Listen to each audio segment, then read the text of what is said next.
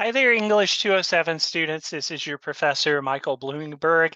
I want to welcome you to week 4 of our semester. And coming off the heels of last week with Unit 3 and working through the first readings in the textbook and the reflective paragraph assignment, we are now ready to jump headlong into the swimming pool of the first literary nonfiction major assignment of the semester, I should say, the literary nonfiction assignment, just to be clear. Now, I try to refrain from referencing specific due dates in this video since I try to utilize it from one semester to the next. So I'd encourage you to just check your due date on the assignment sheet. But really what we're looking to do, I'm already in Blackboard, as you can see. And in the week 4 folder, it's going to look pretty bare. You're going to be like, wait a minute, what's going on? We're slowing down the pace just a little bit. And really what's on the agenda for this week is to introduce the literary nonfiction assignment. So let's go ahead and click on that. And I'm not going to download it, but I encourage you to download it. Might be easier to download it and save a copy to your own computer or device. But what I'm asking you to do is to read Creating Your Own Literary Nonfiction. That's pages 27 to 33 in our 3 genres book. And in that particular reading, by the way, it's going to introduce you into not just structure points, but considerations of experience and things that you can utilize to best capture a potential topic for your literary nonfiction piece. Now, I have put some helpful tips on the assignment sheet. You may choose to write about your own experiences. Oftentimes, these topics take the form of personal narratives. Be sure to review the 4 areas to consider in pages 28 to 29 of the textbook if you decide to write about your own experience. I think that's probably the easiest way to do it. Is just to write about a particularly impactful experience in your life. It could be a success, a failure. It could be a particular experience. Whatever you want to. And this is a great thing about creative writing is I give you the flexibility to really choose your topic once you've applied the reading strategies from the textbook. And you can also choose to write about another person. It may be helpful to interview the person if that is something you could possibly do. Of course, sometimes it's not. Maybe that person you're writing about has passed away or is no longer with us. But for the scope of your work, you might want to focus upon a single event in this person's life as opposed to a larger block of time. That's ultimately your decision to make, but review pages 29 and 30 um, in the 3 genres book.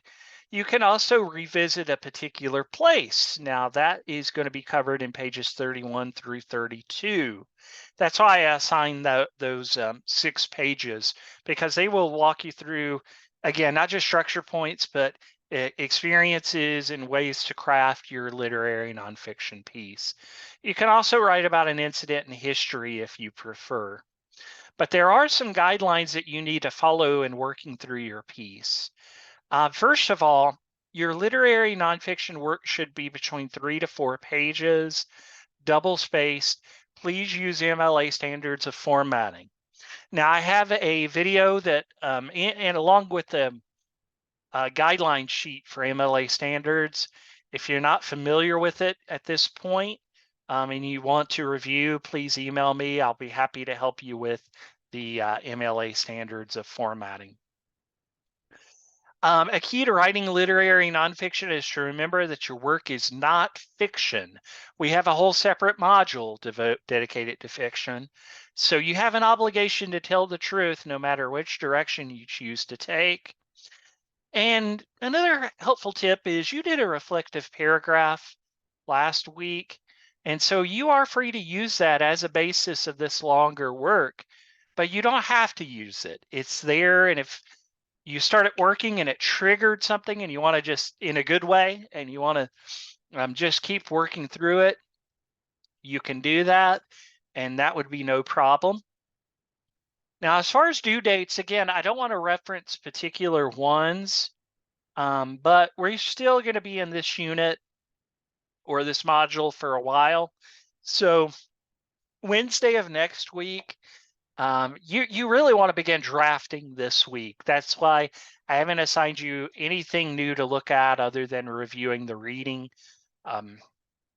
in 3 genres for literary nonfiction. But I didn't want to assign you anything new this week because I really want you to kind of put your heart into the drafting process. Go ahead and start working through it. But just please be aware that the rough draft is going to be due Wednesday of next week. That will be week 5, just so you're clear.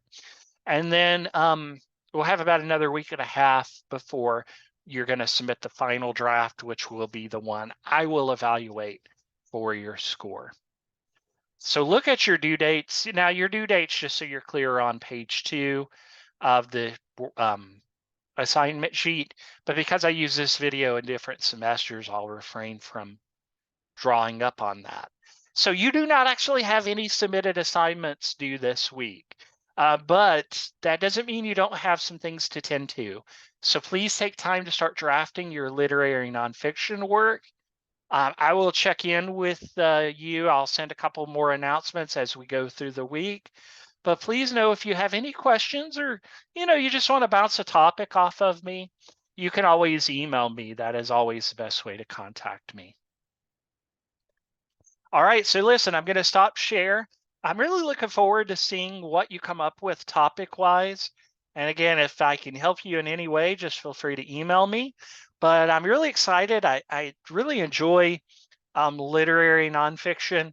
I find personally that I write more and more literary nonfiction as I go through my life, and I feel like I have more to share about my experiences. So you have a very powerful and unique voice, and I'm looking forward to seeing how you apply that to the first genre writing of the semester in literary nonfiction. So take care of yourselves and have a great week 4.